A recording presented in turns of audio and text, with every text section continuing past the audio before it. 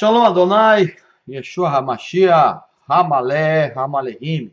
Mais uma vez, Evangelho Genuíno, professor Gerson Demorim trazendo até você, querido, o melhor da exegese sem fraude, da hermenêutica sincera.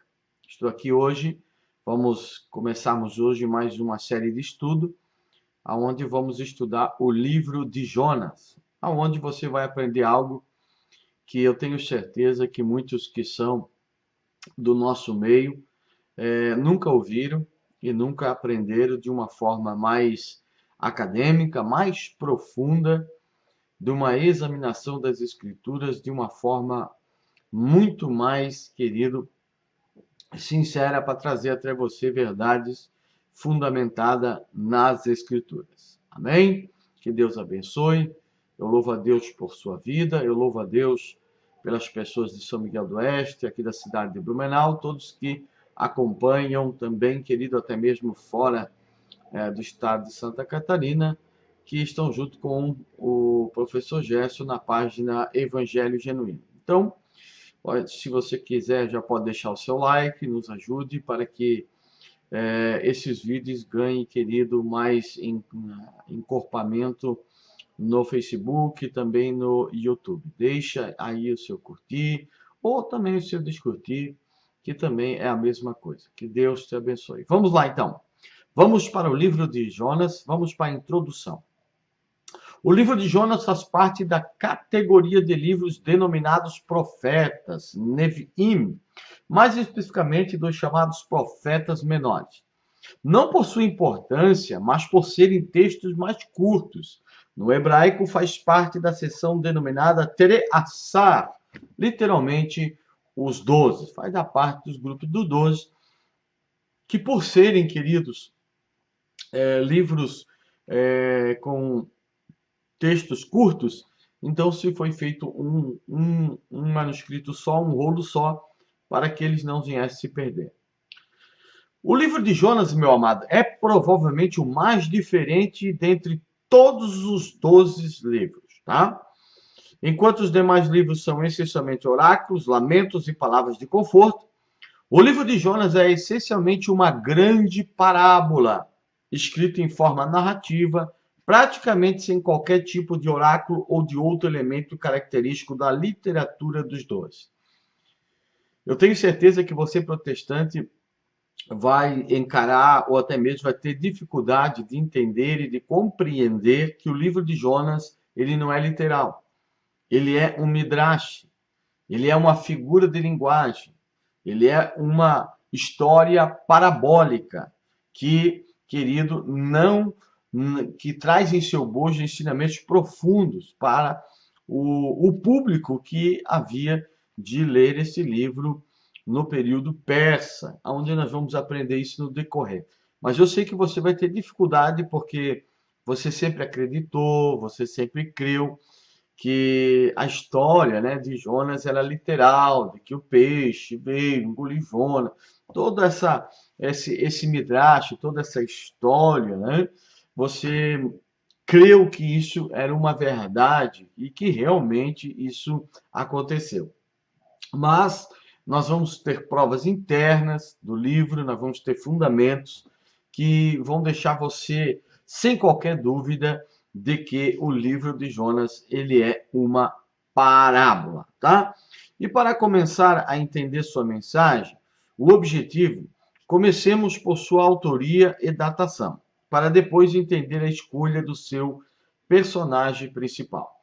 Então desde já você já precisa entender que o livro de Jonas não foi escrito pelo profeta Jonas, porque o profeta Jonas ele viveu muitos anos antes, querido, do que o escritor de Jonas escreveu, num período muito diferente. Nós vemos que o escritor de Jonas ele viveu, querido, no período persa, e nós vemos que Jonas ele viveu já lá no período de Jeroboão, no período de que Israel ainda não tinha sido levada para o cativeiro assírio. Períodos totalmente diferentes, a qual você vai entender, compreender e você vai conseguir analisar de uma forma mais apurada, querido, essas verdades para a glória de nosso Senhor e Salvador Jesus Cristo, tá? Querido, ainda nós temos, vamos aqui agora para frente, eu estou aqui com um probleminha aqui, querido, mas já vamos resolver já. Estou com um probleminha aqui, mas vamos lá. Isto, já conseguimos resolver. Vamos ver agora o caráter alegórico, né? Vamos ver o caráter alegórico, querido, do livro de Jonas. É praticamente unânime entre os acadêmicos e exegetas que o livro de Jonas é uma parábola, escrita propositalmente de forma disfarçada, para evitar e levantar suspeita de ser literatura subversiva. Foi escrito no período do Império Persa e não no período do profeta Jonas, a qual que nós vemos que viveu bem antes. O livro de Jonas é um Midrash. O livro deve, indubitavelmente, ser colocado nessa categoria, como também afirma a Judea Encyclopedia Book of Jonah. Tá? Aqui, querido, no livro de Jonas, os milagres não são algo o mais importante. O mais importante aqui não é a grande tempestade, Jonas ser lançado, ser engolido e vomitado por um peixe. Tá? Existe outro foco. O livro de Jonas tem outro propósito do que enfatizar os milagres. Há quem pense que essa classificação se deve por ceticismo acadêmico quanto aos milagres. Porém, não é o caso. Trata-se de outros elementos. Nós vamos ver que o livro de Jonas quer nos ensinar coisas muito mais importantes, tá?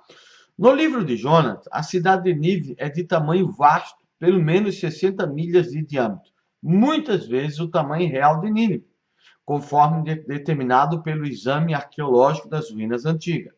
Toda a população da cidade pagã de Nínive se arrepende da pregação de Jonas, um evento de tão grande significado que provavelmente teria deixado, querido, para trás alguns resultados perceptíveis. Todos esses elementos da história sugerem que é algo diferente da história que estamos lendo. Ou seja, esta hipérbole do tamanho de Jonas, todo o povo ele se arrepender, tudo isso é uma evidência de parábolas. Por quê?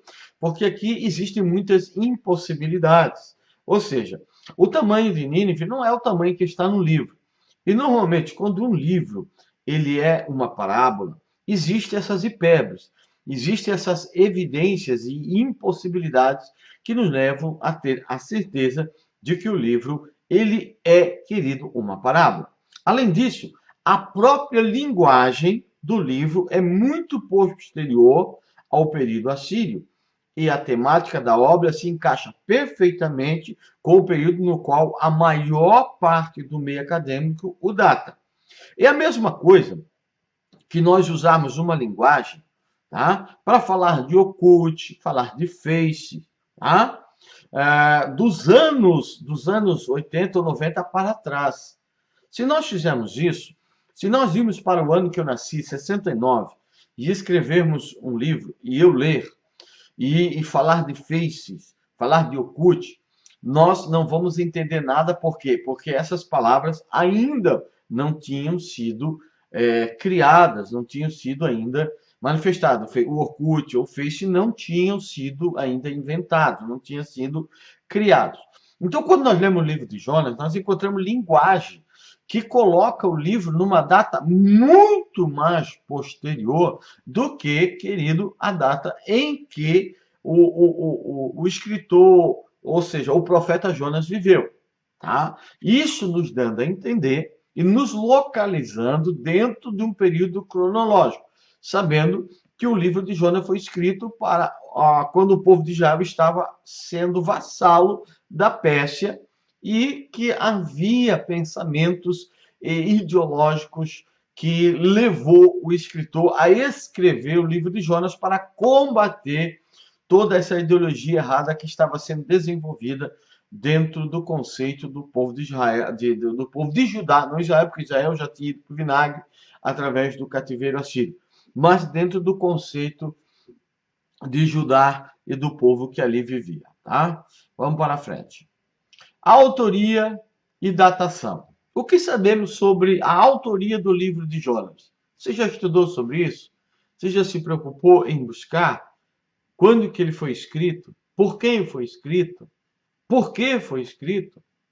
Apesar de haver algum debate sobre o assunto, a data usual da composição de Jonas é o período persa, ou seja, o Império Persa.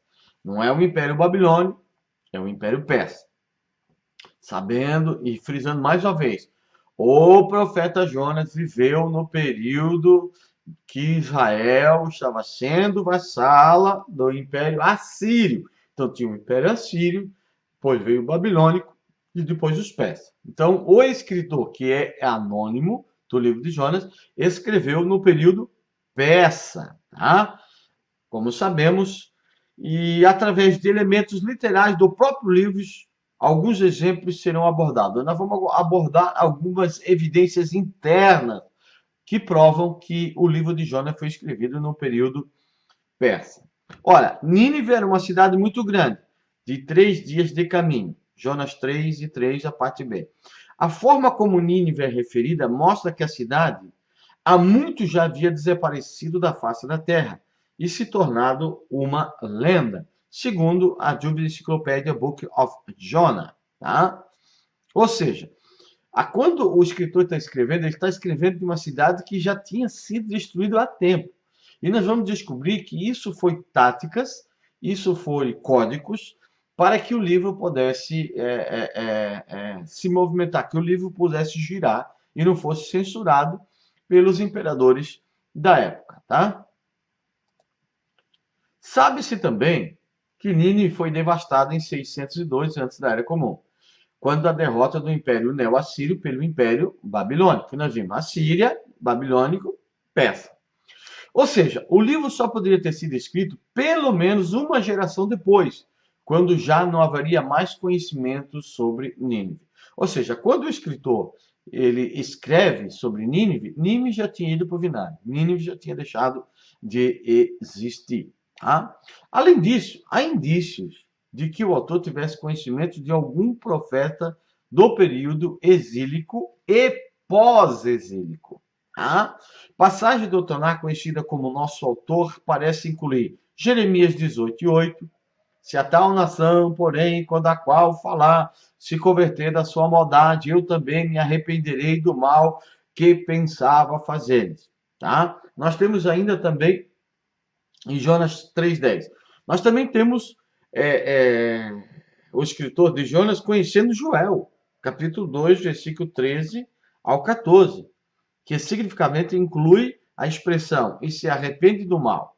Tá? Essa é uma comprovação da data do livro, porque Joel foi escrito depois do cativeiro. Se fosse escrita pelo profeta Jonas, teria que ser antes do cativeiro.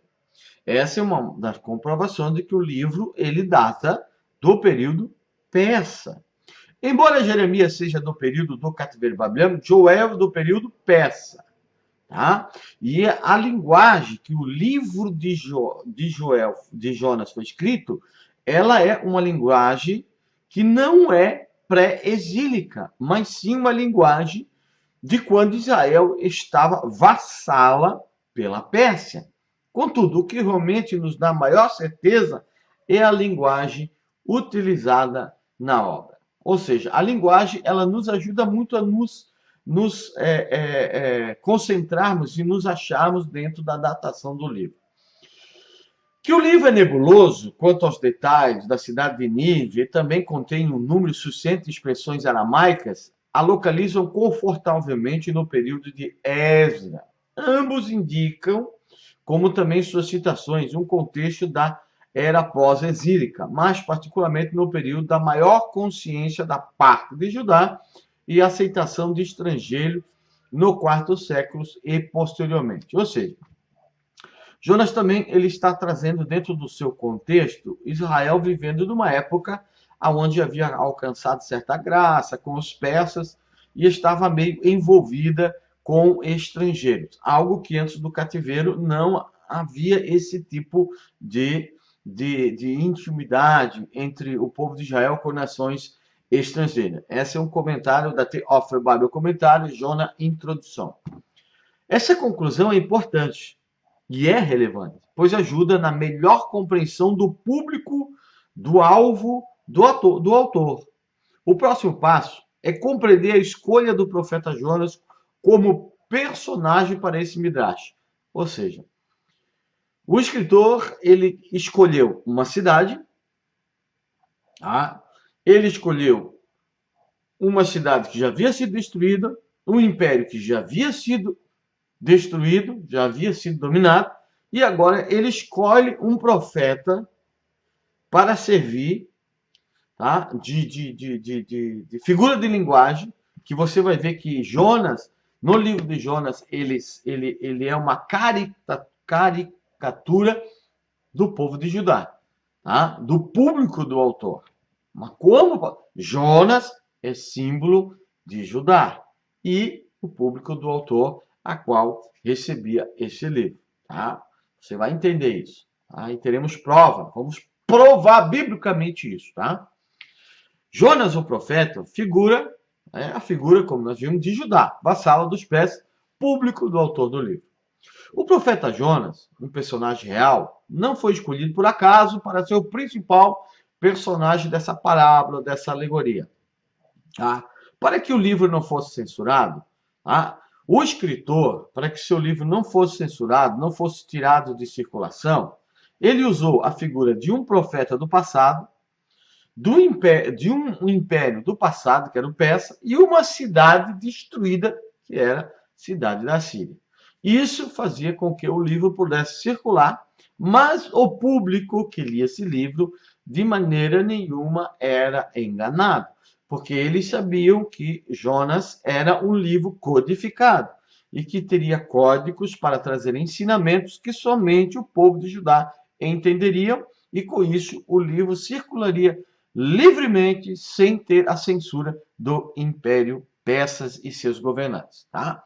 Nós lemos em 2 Reis, capítulo 14, do versículo 23 ao 27, meu amado, de um profeta galileu chamado Jonas, filho de Amitai, de forma bem-sucedida previu a expansão nacional de Israel no reinado de Jeroboão, tá? Segundo Jeroboão II, tá? Segundo nos diz a Oxford Bible Comentário, Jonas Introdução.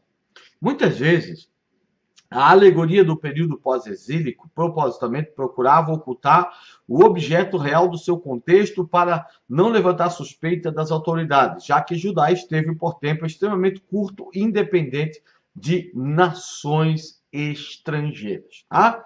A referência a um profeta do Reino do Norte, já destruído, afastaria a atenção do foco da Judéia, originária do Reino do Sul, da mesma forma que a alusão à extinta capital do Império Neo-Assírio evita levantar qualquer suspeita de insubordinação.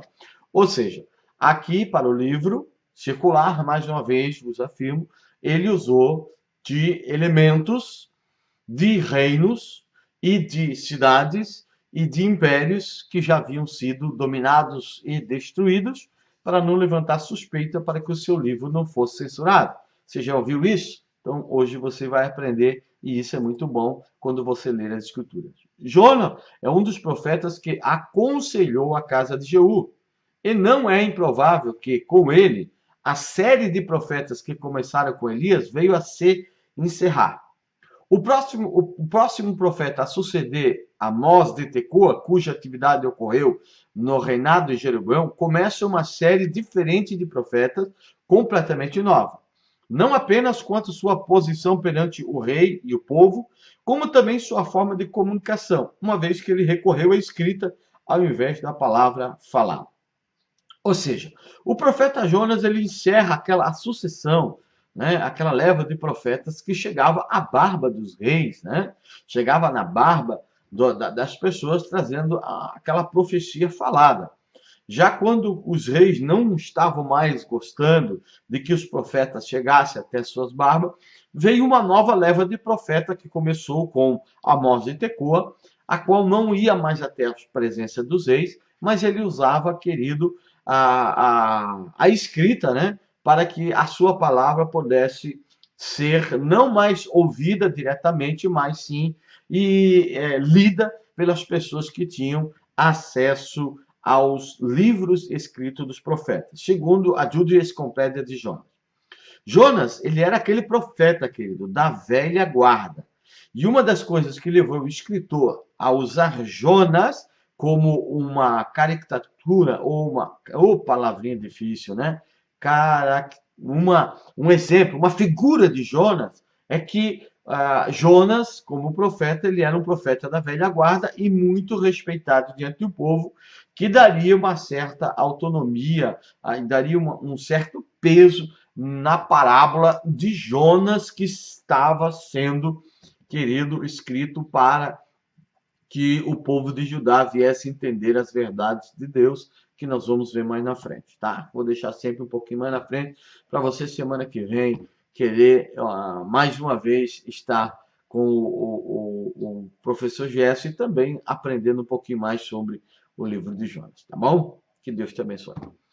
A escolha de um profeta pré-exílico ajuda a reforçar a mensagem do livro, que tem como objetivo responder à insatisfação do povo com a situação pós-exílio. O que estava acontecendo com o público do escritor de Jonas? O negócio é o seguinte: o povo queria saber, queria entender como que Deus ia agir com as nações estrangeiras. Quando que Deus faria de Israel ser a cabeça das nações e que Deus viesse descer a ripa nas nações estrangeiras?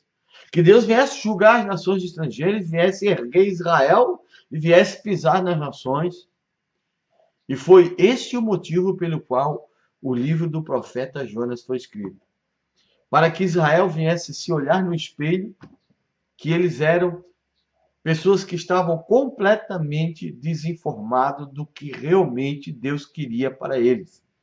Deus queria que eles fossem luz para as nações, que eles fossem os test drives das nações, para que servisse de exemplo, para que Deus pudesse levantar uma nação santa, um sacerdócio santo, pessoas santas. Não uma santidade exacerbada, como muitos hoje querem usar uso e costume, não. Santidade no sentido de separação, de ser um povo exclusivo para Deus, um povo disposto a obedecer à lei de Deus, disposto a caminhar no caminho de Deus. E isso, querido, reforça-se a ideia de que os planos do Eterno para o exílio e o destino de Israel já estavam previamente determinados. Muitas vezes nós somos assim, né? Nós dizemos: ô Senhor, quando que o Senhor vai voltar? Quando que o Senhor vai julgar os ímpios? Quando que o Senhor vai descer a ripa nesse povo? Por que que o Senhor não mata, não destrói? Por que que o Senhor não destrói todos os males? Hoje, nessa semana, eu vi uma pessoa perguntando por que que Deus não destrói o diabo? Por que que Deus não destrói o demônio, como muitos dizem? Se Deus destruir, querido, os demônios, o capeta, aonde que nós vamos parar? Aonde que o ser humano vai parar se Deus destruir? Se os demônios estão dentro de nós mesmos. Os piores demônios somos nós mesmos. A pior serpente está dentro de nós mesmos, chamada de Serrará, que é a nossa carne, nossa inclinação, nossos maus desejos. Querido, muitas pessoas iriam ser destruídas. E muitas vezes nós queremos que Deus destrua o mal nos outros, mas quando a coisa é com nós, aí tem que ser bondade, amor, né? Para os amigos, tudo. Para os inimigos, justiça, né? Para nós, tudo. Para os outros, justiça. Para os outros, desce a ripa, Jeová. Dá-lhe de quina, Jesus. Quebra ele, Jeová. É assim, né? Nós estamos muito longe de entender o que Deus quer de nós. Vamos agora para um panorama histórico. Vamos ver um resumo cronológico dos principais fatos até a época da autoria da obra. Em 539, Ciro o Grande, rei da Pérsia, conquista a Babilônia. Em 538, Ciro permite que os judeus retornem ao território da Judéia e Jerusalém, porém a oposição aos judeus faz os trabalhos da reconstrução do templo parar, logo em seguida de seu próprio início. Em 530, Cambises sobe ao poder, sucedendo a Ciro. Em 522, Dario sobe ao poder, sucedendo a Cambises II. Em 521, Dario negocia com os judeus acerca da reconstrução de Jerusalém, e o povo volta, né, para reconstruir o templo, querido, a qual nós vimos muito isso no livro de Zacarias, aonde em 520, antes da Era Comum, Zorobabel, um descendente davídico, e Josué, sumo sacerdote, restauram o governo judaico da região, a retomada aos trabalhos de reconstrução do templo. Tá? Onde nós já estudamos sobre o livro de Zacarias, vimos que Zorobabel, que significa Zoro, que é a semente, Babel, Babilônia, a semente de Babilônia. Ou seja, Zorobabel nasceu no período do cativeiro babilônico e ele era da descendência davídica. E ele é o renovo que está escrito no livro de Zacarias. Muitos querem colocar que o renovo é Jesus, que é da raiz de Jessé, que esse renovo é Jesus. Mas o próprio profeta Zacarias afirma que o renovo seria aquele que restauraria e reconstruiria o templo. E o contexto diz que quem reconstruiu o templo, no contexto do livro de Zacarias, foi Zorobabel. Não adianta nós queremos lançar para o futuro e dizer que o renovo será Jesus que vai reconstruir o templo, porque o texto é claro, o texto ele é muito enfático, é muito fundamentado, que Zorobabel é o renovo de Zacarias e não tem, querido, você querer ir contra esta verdade. E contra a verdade é você se esbarrar com Jesus, que é a verdade, com a pedra fundamental, e você vai se despedaçar, e vai se arrebentar, e vai se quebrar. Tá? Em 516, houve a conclusão da reconstrução do templo. Em 516 e cerca de 500, deteriora a monarquia davídica em Jerusalém e começa, então, o período do governo sacerdotal de Judá. Tá? O Israel foi, por muito tempo, governada por sacerdotes, tanto na área política como na área religiosa. Em 500 a 558, a observância do povo da lei mosaica entra em declínio. Tá? Agora preste atenção, isso aqui é muito importante, por isso que é importante a gente estudar. Em 465 a.C. da Era Comum, Artaxerxes I sobe ao trono. Com ele, o aramaico substitui o elamita como língua corrente no Império. As expressões idiomáticas do livro de Jonas indicam este período. Por isso que o livro de Jonas não pode, é impossível ter sido escrito antes de 465, ou seja, antes do período persa. Por quê? Porque nós encontramos no livro de Jonas escritas que levam para esse tipo de linguagem, comprovando a data da escrita. Tá vendo como é bom estudar? Porque aqui você tem fundamentos para desconstruir todo tipo de mentira que foram te ensinado até hoje, de que Jonas é um livro que é um livro literal. Ele não é. Ele é parabólico, escrito para um povo de Israel que estava com a ideologia de que Deus teria que descer a lenha, descer a ripa, descer o pau nas nações estrangeiras. Aí você vai entender que Jonas simboliza, querido, a Israel, o povo de Judá, e o grande peixe simboliza, querido, o cativeiro que o povo de Israel teve, que Deus quis trabalhar no coração de Israel no cativeiro. E nós vamos ver que esse desejo de Jonas de querer ver as nações, que seria uma das nações mais pecaminosas, que era a Síria, que tirava o couro dos seus inimigos, vendo Deus perdoar esse povo. Para mostrar como que o povo de Israel emocionalmente estava completamente equivocado para com o amor ao próximo, sem entender que Deus não é um Deus que tem só Israel como menina dos seus olhos, mas o desejo de Deus é que menina dos seus olhos seja todas as nações, todos os corações que desejam amá-lo e que desejam servir a Deus. Em 457, Esdras conduz uma segunda leva de judeus de volta a Jerusalém, onde ensina a lei mosaica que havia sido deixada de lado. Tá bom? Em 457 a 333, tempos mais turbulentos para Judá internamente, porém a ameaça estrangeira permanece. Este é o momento mais provável que o livro de Jonas fosse escrito. Era um período que o povo de Israel estava com problemas internos, porque estavam vivendo no período persa, os imperadores persas foram favoráveis ao povo de Israel. Mas havia uma certa ameaça dos gregos, e nesse período aí, em que o povo de Israel não estava em dúvida de que quando que chegaria a sua redenção, de quando Deus colocaria eles como cabeça das nações e descesse a ripa nas nações. Tá? Em 333 a 332, Alexandre o Grande derrota a Pérsia, dando início ao período helenista, ao período do Império Grego. Em algum momento no período marcado em azul, o livro de Jonas foi escrito. Trata-se de um período em que a turbulência interna em Judá era grande, ao passo em que os conflitos externos persistiam, mas tinham pouca influência sobre o cotidiano do povo, porque o Império Persa ele foi favorável a Israel, permitindo que eles voltassem para a sua terra, reconstruísse o templo, fizesse a restauração do sacerdócio, com Zorobabel, com Esdras, com Neemias e assim por diante. A ameaça estrangeira era ainda uma constante e motivo de grande inquietação. Ao mesmo tempo, a maior estabilidade significava um convívio mais definitivo com o estrangeiro. Como fica agora os estrangeiros, tá, no plano do eterno. Era o que permeava a mente dele. Qual o nosso... E Israel perguntava, né? Como fica agora os estrangeiros? Qual é o nosso papel no meio disso tudo? O eterno vai passar a ripa em tudo?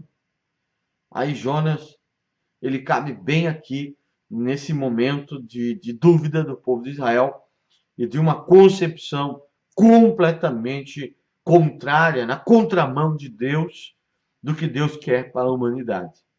O exílio posterior retorno, bem como ter se tornado província de um império maior, fez com que os judaítas, os moradores de Judá, não os judeus, os judaítas, que judaítas são aqueles que moravam em Judá, tomassem maior contato com questões externas e eles se indagassem: como ficam as nações estrangeiras no plano do eterno? Qual será o nosso papel? E aí Jonas vem para trazer, camarada, de uma forma até mesmo sarcástica. Qual era o papel de Israel? O papel de Israel não era se achar a bambambam, a meninas dos olhos do Senhor, a um único povo que Deus amou. Não. Jonas vem quebrando tudo isso, vem trazendo quebrando todo esse conceito, até mesmo eu vejo para uma preparação para aquilo que Yeshua veio trazer, que era, meu querido, trazer que Deus agora buscava verdadeiros adoradores, independente se era de Samaria, se era de Jerusalém, se é grego, se é romano, se é escravo, ou se é isso, mas que tem um coração aberto para adorar o Senhor, seria, querido, amado pelo Eterno. E que o Eterno não é esse Deus que faz acepção, que trata uma nação do jeito. Não. Jonas é a prova de que Deus quer a salvação de todos.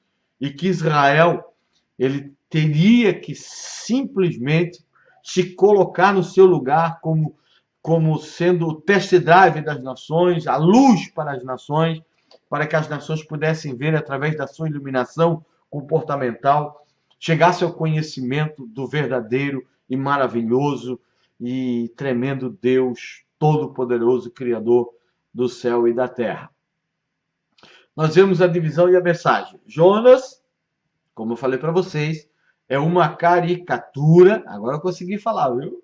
É uma caricatura satírica do povo de Judá. O grande peixe foi o exílio de Judá. Ou seja, a melhor definição do livro de Jonas se encontra nas palavras de Rish Burd, que diz assim: contra a impaciência dos judeus fiéis, que estão preocupados, por quê? Apesar de todas as previsões, o Império Mundial antiteocrático ainda não foi destruído. Por que Adonai ainda está adiando seu julgamento dos pagãos, dando-lhe mais tempo para arrependimento?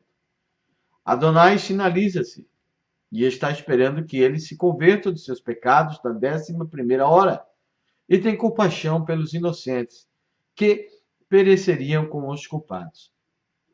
Ou seja, Israel está dizendo: puxa, mas Deus está atrasando nas suas promessas, né? De nos colocar como cabeça de todas as nações e começar a reinar em Jerusalém, aonde nós vamos ser os caras que vão comandar tudo, né?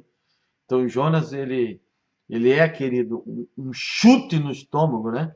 Um soco no estômago desses judeus ortodoxos, né? Que se acham a última bolacha do pacote, que se acham o gás da coca, e não sabe que o que Deus quer é um coração contrito, é um espírito contrito, é um coração arrependido, é um coração quebrantado, um coração que se rende, que se dobra, que se, que se coloca, né, com disposição para obedecer às leis dele, né, e fazer com que o nome do Senhor seja glorificado. Tá bom, querido? A obra também possui um certo teor satírico, ou seja, às vezes Jonas é sarcástico, né? Ele é muito sarcástico. O que o livro de Jonas faz com o povo de Israel é a mesma coisa que você chegar hoje e dizer para um judeu que Deus quer perdoar Hitler, que Hitler merecia o perdão de Deus por todos os males que ele fez. Foi isso que aconteceu. Simplesmente Deus perdoou, querido, a Síria, que seriam os nazistas hoje. Tá? E isso foi muito sarcástico. Tá? Mas Deus colocou como se fosse um espelho, dizendo: olha, povo de Israel, ó, olha quem vocês são. Ó. Vocês são um povo assim, que quando é para vocês, amor, bondade, perdão, misericórdia. Quando é para outros, Senhor, taca fogo, queima Jesus, né? Como muitos assim fazem, né? Numa manifestação de um cristianismo pobre, de um cristianismo prematuro, de estruturas emocionais comprometidas, com religiosidades fanáticas, né? Que levam as pessoas a ser mais julgadores do irmão do que, querido, instrumentos de amor, perdão, bondade, misericórdia. Assim, o escritor do livro gentilmente expôs com clareza na pessoa de Jonas o absurdo da atitude que prevalecia entre tantos os seus compatriotas e como se ele tivesse desenhando uma caricatura deles, segurando-as de modo que elas pudessem se reconhecer como um espelho. Ou seja, o livro de Jonas é um espelho que reflete a situação do povo de Judá no período persa, a qual estava em dúvida se Deus deveria passar a ripa em tudo e fazer com que Israel fosse a cabeça das nações. Querido, hoje Israel poderia até ser cabeça das nações, mas por uma eleição de Deus e não por meritolatria ou por méritos próprios. Porque Israel fez com Deus o que muitos pagãos não fizeram. Por isso que Jesus disse: olha, Israel, quando Deus tinha que curar um leproso, ele curou um sírio. Quando Deus queria salvar uma viúva, ele procurou uma viúva em Serepta, dizendo o quê? Que o povo de Israel se achava muito, mas o que Deus quer é verdadeiros adoradores, pessoas que realmente querem obedecer a Torá e servir ao Senhor. Tá? O tema da parábola é realmente concluído no capítulo 1 e nos capítulos 2 e 4. Repete o tema, deixando claro o absurdo.